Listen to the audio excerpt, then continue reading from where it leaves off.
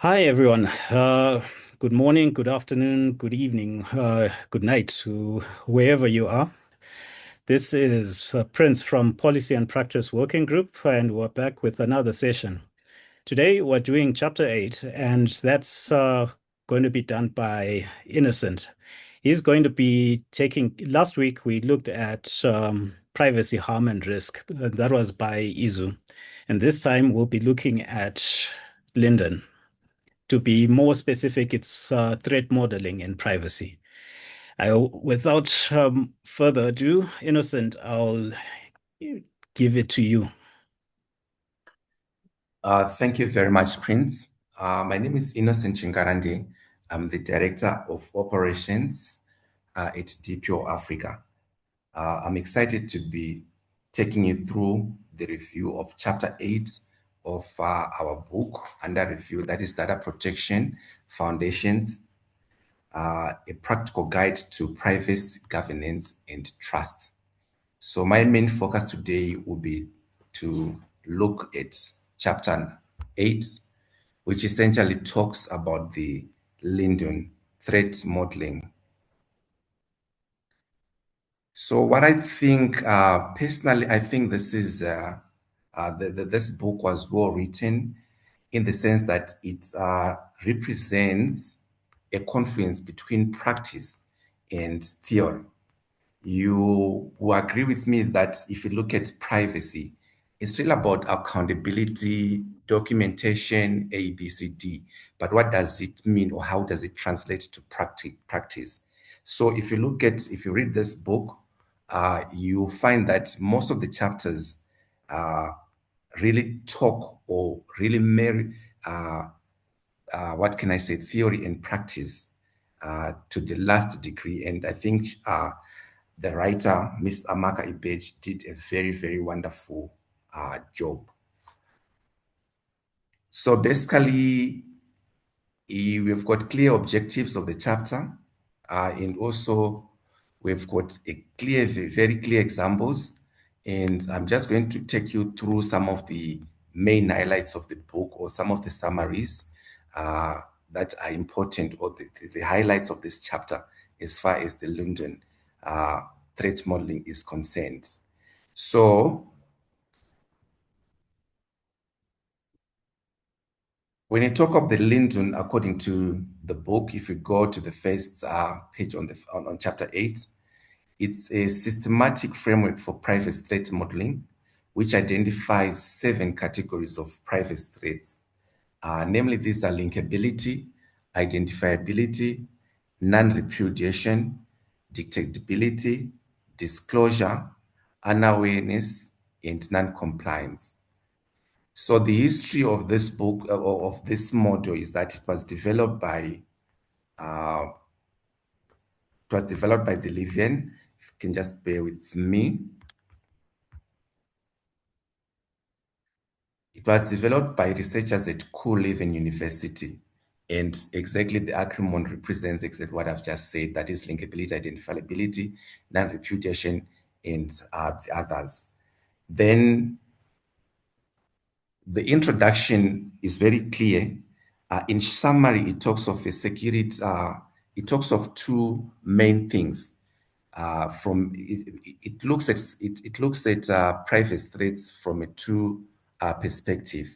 That is from a security perspective and also from a private threat modeling perspective, which is often forgotten by developers in the sense that people tend to concentrate on what's coming from outside or what can happen or the threats that can come from outside, which we say threats are security threats, than to look at the other privacy violations that tend to then happen within the security within the our systems. So to simplify it, you have to answer 3 questions.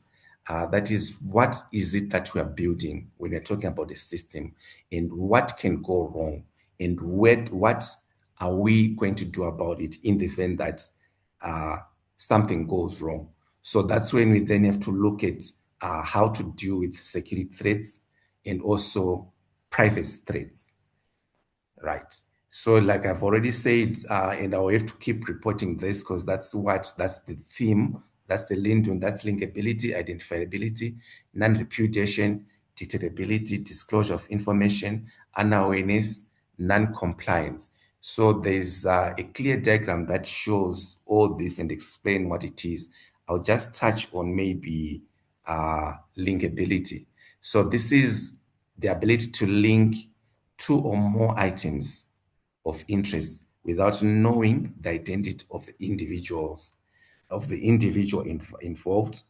And then if you come to identifiability, that is the risk of revealing an individual's identity from anonymized data. The non-repudiation, the ability to deny an action which can threaten privacy in certain contexts. And then the rest, you can see clearly, they are clearly written and explained. For example, if we talk of linkability, some of the examples are cross-site tracking.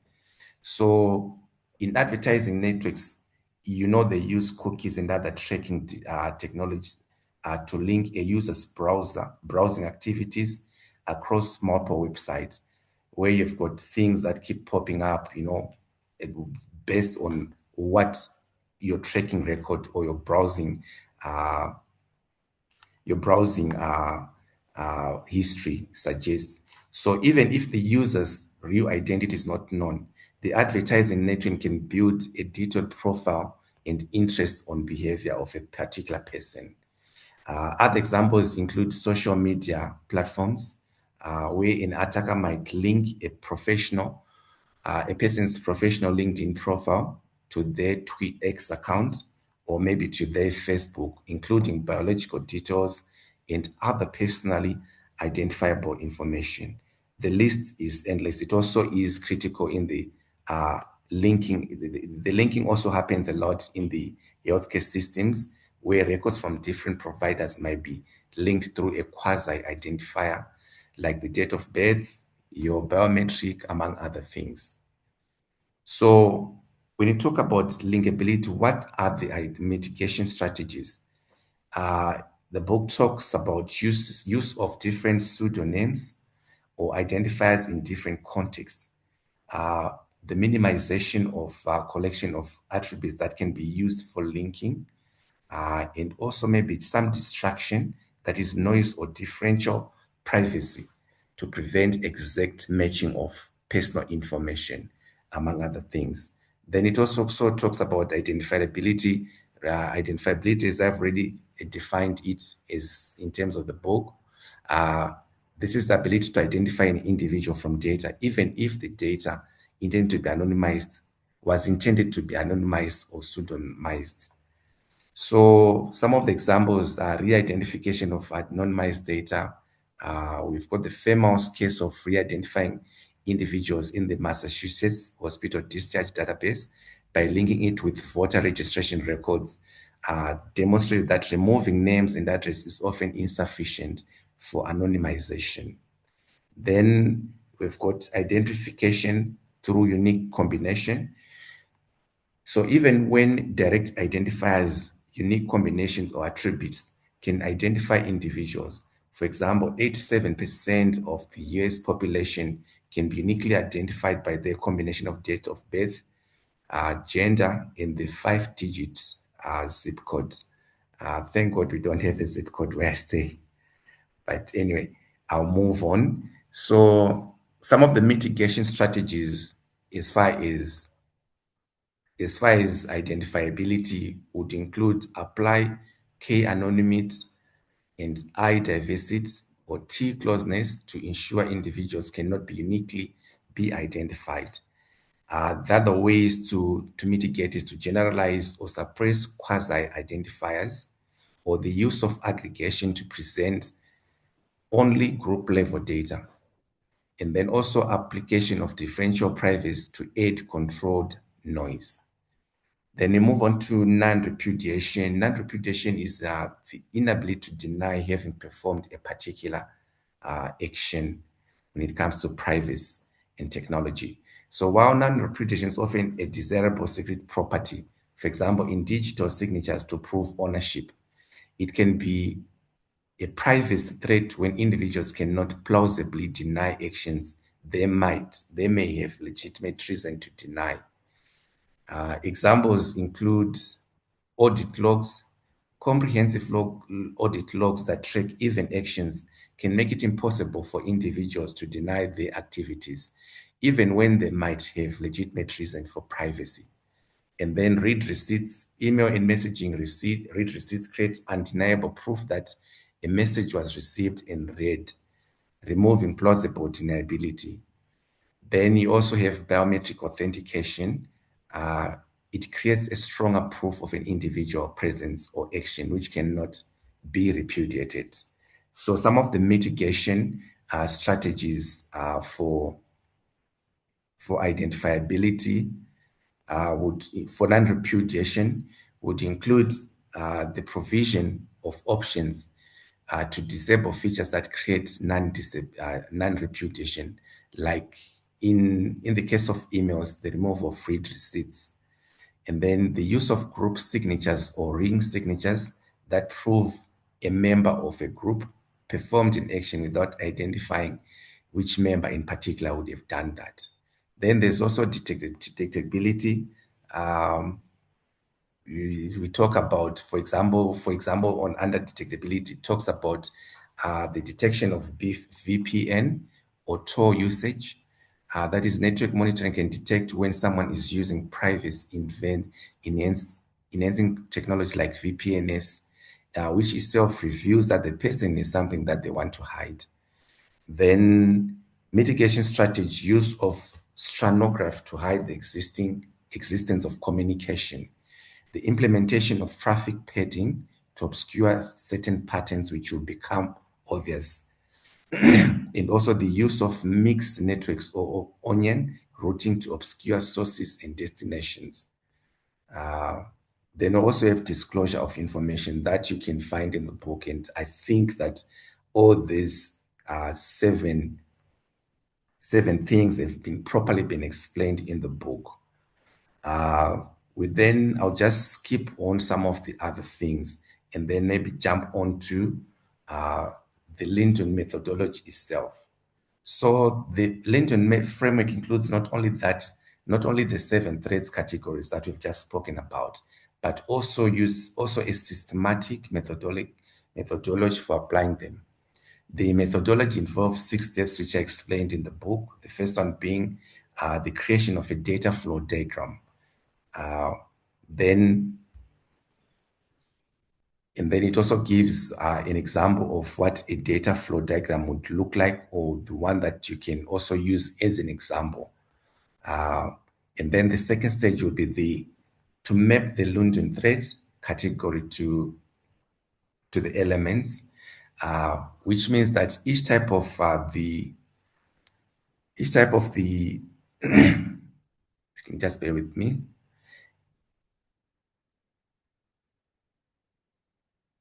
Which means each type of the DFID element is susceptible to certain Linden category. So external entities can face one, identifiability, that is part of those Linden. So identifiability, detectability, disclosure, and unawareness, right? The processes can face linkability, identifiability, unawareness, and non-compliance. Same applies as data stores. So the data flows can face linkability, detectability, disclosure, non-repudiation, unawareness, and non-compliance. Therefore, then the mapping that you talk about, that is the data flow mapping, it helps you to systematically consider which threats apply to each of the elements of the system that you are working with. Then number 3, you have to identify for each DFID element, you need to consider the applicable Linden categories and identify specific threats. The Linden framework provides that threats trees, that is structured list of specific threats for each category and element type to then guide the process. For example, linkability, you have to ask the question, can this data flow be linked to another data flow from the same user on the tree? Then detectability. Can an observer detect that this data flow is or actually occurring? And then disclosure. Could the content of this data flow be disclosed to unauthorized parties? The non-repudiation. Does this data flow create undeniable proof that the user's action? Then unawareness. Is the user aware that this data flow is occurring and what data is being transmitted? And then lastly, does this data flow comply with the applicable laws and policies relating to data privacy? So you see, that's how you do the London thing. Then number four, that is step four. You then have to assess the likelihood and the impact based on those seven aspects that we've discussed about. So for each identified threat, you assess the likelihood that it will materialize and that the impact if it does, and the impact if it does materialize. This can be done qualitatively, that is by classifying them as low, medium, or high, or quantitatively, depending on the organization's risk management approach. Some of the factors to consider, which are mentioned, are obviously attacker capability and motivation, the existing controls and their effectiveness under the circumstances, and then the sensitivity of the data involved. It also involves maybe the number of affected individuals and potential harm using the categories from Chapter 7, which is also very, very useful. So you then come up with what we call a privacy risk rubric, that is the likelihood and impact ratings. To systematically assess privacy risk, we use a risk rubric that combines likelihood and impact ratings. The rubric will help to prioritize the threats and allocate appropriate resources and in a much more effective manner. So, for example, if you look at the likelihood as appears in the book in the chapter 8, uh, if we talk of something that is a likelihood that is so rare, that would be classified under 1. So the threat is unlikely to materialize under normal circumstances. It would require unusual conditions or sophisticated attackers or multiple failures, estimated probability, which would be just above 10%. Then likelihood possible, if it's possible, that's number 2. The threat could materialize under certain circumstances. It might occur if controls fail or if an attacker with moderate capability targets the system. And then the estimated probability will be between 10 to 50%. And then coming to likely, which is 3, the threat is expected to materialize at some point. It could occur through common attack vectors, routine system use, or foreseeable failures, and estimated probability under the circumstances would be above 50%. Then impact level, again, we're talking of low, medium, and high. So we have got a score to calculate the risk score. We've got to multiply the likelihood versus impact. And for example, then we've got a low risk will be for 1 to 2. You may need to monitor, but may not require immediate action. Then medium risk, we've got that is from 3 to 4. You implement mitigations within reasonable timeframes. Then very high risk or high risk, that is from 6 to 9. You prioritize the immediate mitigation accordingly, right? So it also gives an example of how to apply the risk rubric. Then we've got, I will just go through one or two examples. Let me just jump to example number 3. It says, let's say economic harm, that is credit score data breach. Threat, customer credit scores and financial history stored by a fintech company could be exposed in a data breach. The likelihood possible, that's 2, financial services are frequent targets, but the company has implemented strong security controls, including encryption and access logging.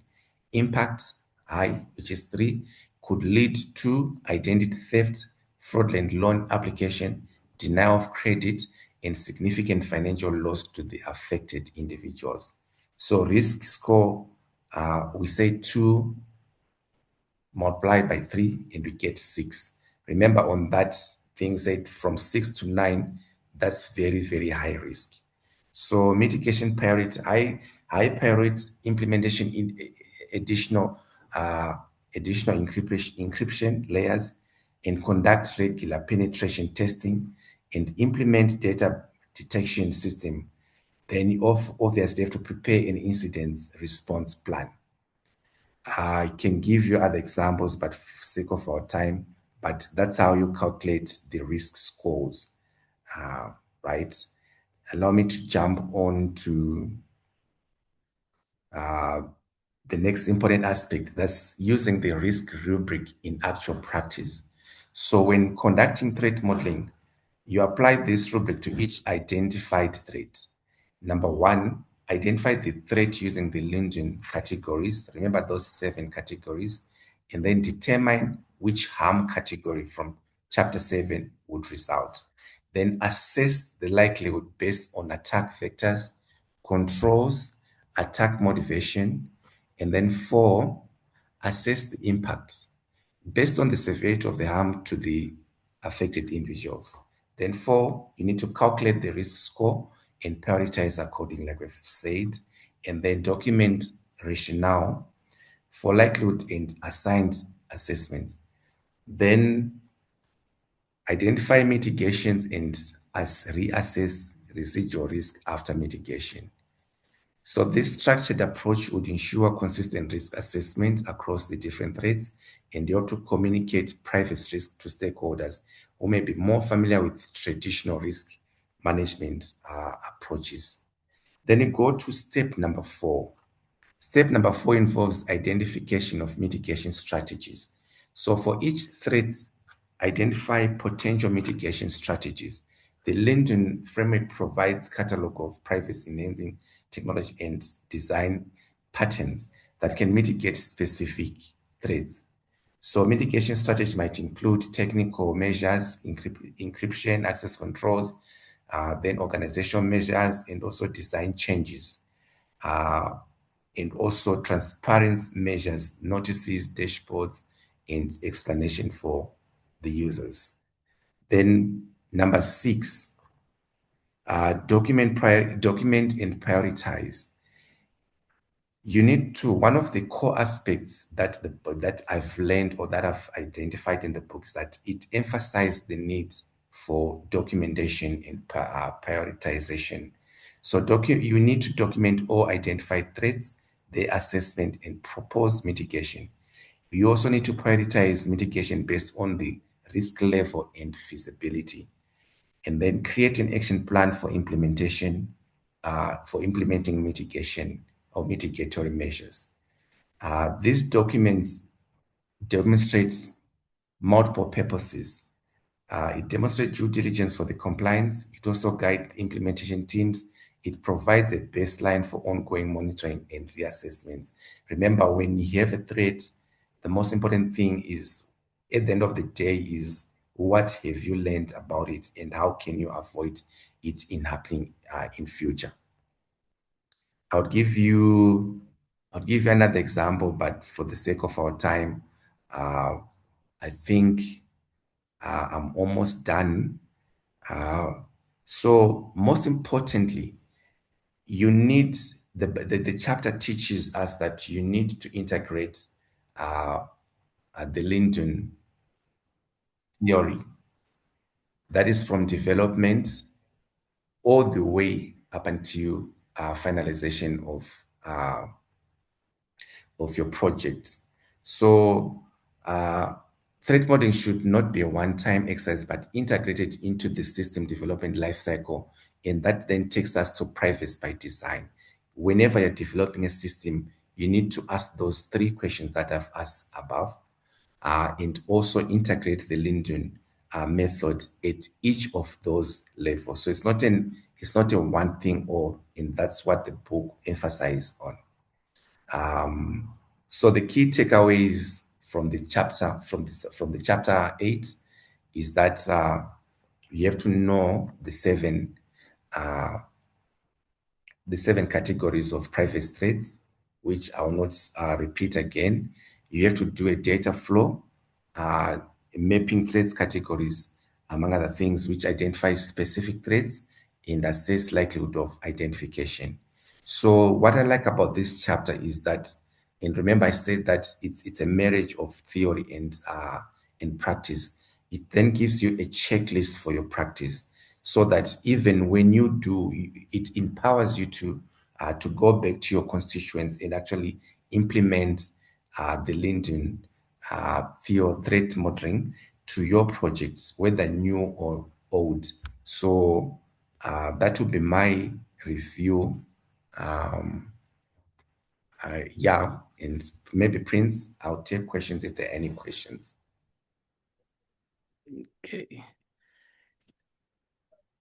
Okay, we'll just keep the chat open for a couple of minute or so, just see if anyone's got questions. But I just wanted to just comment, like, it's actually interesting that it's something that can be integrated into privacy by design. This is considering like I think it's our February webinar where we were talking about privacy by design, where now, Yes. if you now consider using the Linden process, it might actually now make it easier to actually go through something like that, especially, let's say, for instance, you're a DPO that's just been taken into one of these software developing companies. This is where now something like this comes in. It becomes a toolkit for you to actually pull that off to implement privacy by design.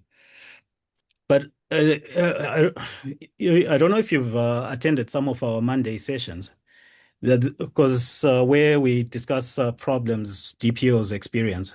I was just thinking this also now, as you were talking about how it's something that can be integrated anytime into the system. So, like, even if, say, you come in late into a system and you find these issues, actually going through the Linden process then would mean that you can actually now implement uh, actual meaningful changes, not just let's say going through a checklist, but this is now like you're able to analytically like do corrections. I don't know if that makes sense. It's just I thought like this is something actually to now consider when making such having such conversations, like how to improve a system. The Linden process is something that actually now makes sense. Yeah, it actually makes sense. And you see, it's very, like I've said, it's very, very practical. So even if you are starting DPO, if you just read chapter 8, even without reading the whole book, you'll be able to be empowered to an extent that you'll be able to look at a system and say, oh, hold on, guys. If we looked at identifiability in this system, if you considered the issue of non-repudiation, among other things. So it's that practical, and I will recommend it to DPOs or even data controllers just to see how best we can do it. Because remember, you ask very basic questions when you want to implement this. What are we building? What can go wrong? What are we going to do about it? So it helps you to answer that. And once you answer that, you're closer to privacy by design, which is a state where is very desirable state for any other organization that subscribes to the principles of privacy. Okay, still no one. But on that note, what would you say on the idea of, you brought up data controllers, right? But what about, say, actual, like, say, assessors from the authorities, data authorities? Like, can you imagine now if they are coming to assess a system, but now they come with that kind of mentality? They can now straight up tell you, like, no, here maybe, for instance, they'll be like, they can look at your work and be like, no, no, no. This seems like you just copy and paste it onto a template instead of thinking about. No, it's all you can see the kind of it's in itself, it's like both a weapon or for actually like being proactive with your protection, but at the same time it's a shield, because you're by preempting everything, you actually make sure you've ticked the boxes before the the Someone data takes it for authority you. comes knocking.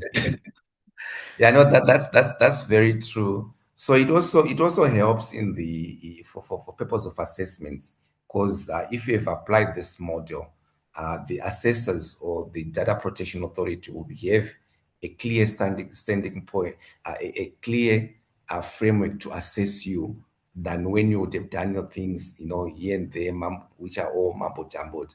But if you have applied this threat modeling properly, and they can also, even without being told, they can see that there is some kind of a structure as far as how the system was developed, looking at its controls and other privacy issues related to that particular system. So I think it's a good thing to DPOs who will be implementing and advising, and also for purpose of it also makes you better in terms of being compliant ready and assessment ready. It's, and I think that's is very true. I'm seeing we're quiet on the chat, so what I'm going to do is just introduce for the next week. Um, Let me do this. I'll just introduce our next week's topic. Next week, we are going to be looking at PIAs, and I believe Izu is going to be coming back on that topic. So just stay tuned for that one. And just for those who aren't in the know, we've got our Monday meet coming up, and I'll just share the link on the chat. Please tune in. We have all DPOs brainstorming, and we have an issue that would have been brought up during the month, and then DPOs meet and brainstorm together to come up with ideas and solutions. Take note, this is advisories, not like something like where this is what you have to do. This is people sharing their knowledge and meeting up as DPOs.